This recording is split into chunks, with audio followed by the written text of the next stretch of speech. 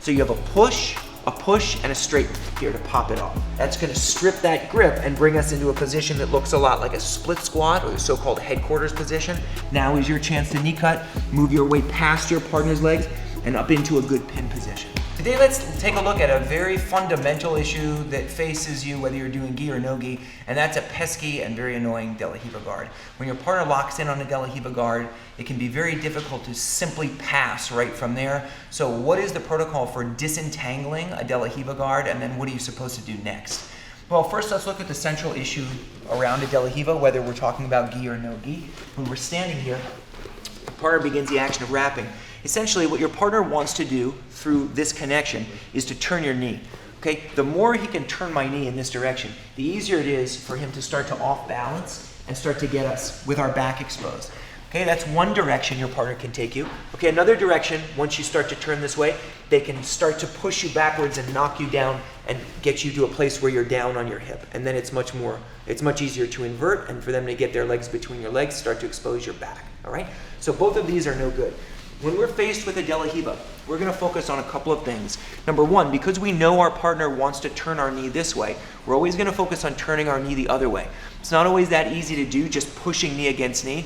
So in this case, we're going to take our hand and we're going to put it on the inside of our partner's knee, and we're just going to push. Now, you need to be careful doing this. You don't want to be lazy with your hand and have your partner start to grip your wrist. Now they start to get you extended and you've got all other manner of issues. So you want to keep your elbow back.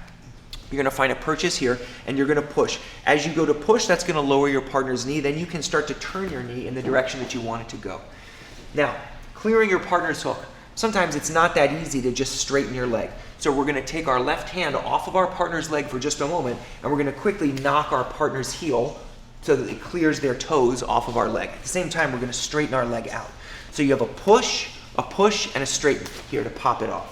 Now from here, we're going to cup our partner's leg just above the ankle, and we're going to take a short step back to create an angle so we can step here over our partner's leg. Once you step over your partner's leg, it's very difficult for them to find a good purchase to push and extend you. We don't want to get extended here.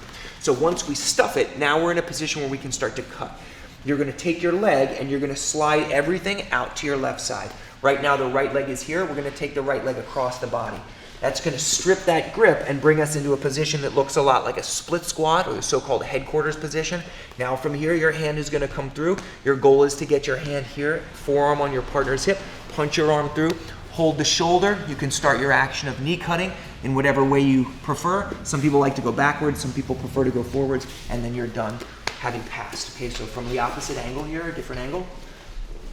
Rotate one more time, please. Is this the same angle? I don't know. No. Okay, good. You're going to take your hand. First thing is turn your knee. Take your hand, straighten. Then, as we start to create the angle and put tension, we're going to take our inside hand and just push our partner's foot off for a second. Don't linger here, okay? You don't want to hang out down in this position. You're going to push. We're going to pop it off. Once it's here, we're going to take our partner's foot. We're going to stuff it. Step back if you need to clear it, especially if they're sticky here. You may need to step back. Then you're going to step forward. Once we're here, we're going to take our knee into a knee cut position. So we step laterally, and then we drop into this good position where we're ready to pass. From here, forearm goes to the inside position.